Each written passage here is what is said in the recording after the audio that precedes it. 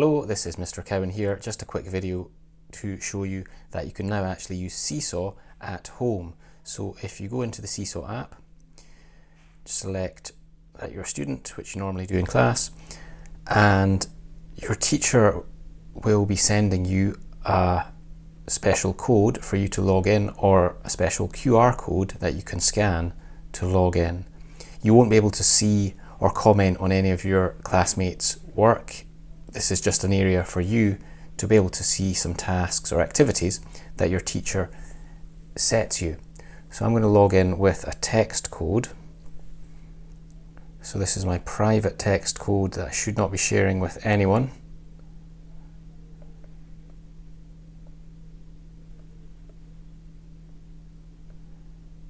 Hopefully this will log me in.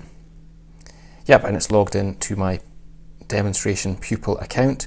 You'll see down on the right hand side that it's only got the name of Draco Malfoy, who is me, and I can't see any of his classmates in the list, like Harry Potter or any of the rest of them.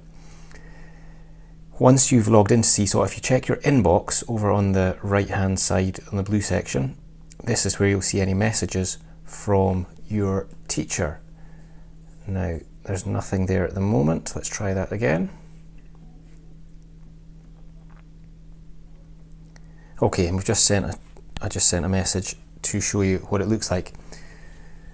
So this is just an example message that your teacher might send you, asking you to check in the activities area to find some learning tasks. So if we go over to the activities area, this is where any work that your teacher sets you will appear. When you're ready to submit a response, you just press the green Add Response button and you'll be able to send in work from home to your teacher to have a look at.